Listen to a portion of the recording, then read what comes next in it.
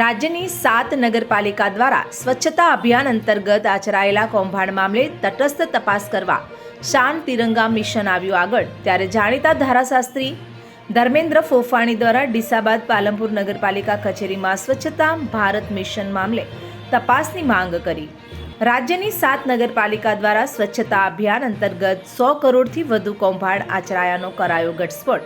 ત્યારે ખોટા CA certificate અને ખોટા પુરાવાઓ દ્વારા પ્રજાને ગેરમાર્ગે દોરી રહ્યાના નગરપાલિકા સામે ગંભીર આક્ષેપ।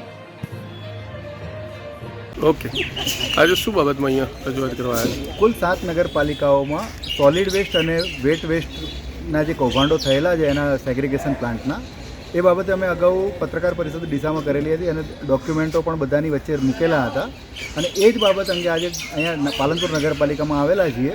પાલનપુર નગરપાલિકામાં પણ જે ટર્નઓવર સર્ટિફિકેટ રજૂ થયેલું છે એ ટર્નઓવર ટેન્ડરની શરતોને અનુરૂપ ના હોવા છતાં અને જે પણ અનુભવનું સર્ટિફિકેટ છે એ પણ ટર્નઓવર સર્ટિફિકેટ અને અનુભવ સર્ટિફિકેટ આ બંને ટેન્ડરની શરતોને અનુરૂપ ના હોવા છતાં અહીંયા પણ એ જ કંપનીનું ટેન્ડર મંજૂર થયેલું છે।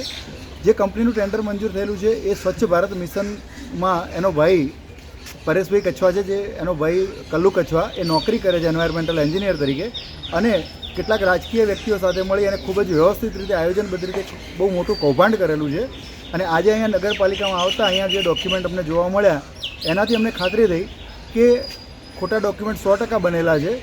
જે ડીસા નગરપાલિકામાં જે યુડીઆઈએન નંબરથી સીએ સર્ટિફિકેટ રજૂ થયું છે એ જ નંબરથી અહીંયા જે સર્ટિફિકેટ છે એમાં ટર્નઓવર પણ અલગ બતાવેલું છે, એટલે એ બંને સર્ટિફિકેટમાંથી ડીસા નગરપાલિકાવાળું સર્ટિફિકેટ ખોટું છે ને અહીંયા સાચું સર્ટિફિકેટ છે પણ એ ટર્નઓવરના ક્રાઇટેરિયા પૂરા કરતું નથી, છતાં એને કઈ રીતે ટેન્ડર આપવામાં આવ્યું એ બહુ મોટો પ્રશ્ન છે। ચીફ ઓફિસર સાહેબે શું કીધું આપને? ચીફ ઓફિસર સાહેબ તો અત્યારે મળ્યા નથી, પણ પ્રમુખશ્રી અને જે એસઆઈ હતા સેનેટરી ઇન્સ્પેક્ટર એમણે અમારી સાથે પોઝિટિવ વાત કરીને એમણે એવું કીધું છે કે અમે એના માટે બધો અભ્યાસ કરી રહ્યા છીએ અને આમાં જરૂર પડે અભ્યાસ કરી અને ફરિયાદ દાખલ કરશું।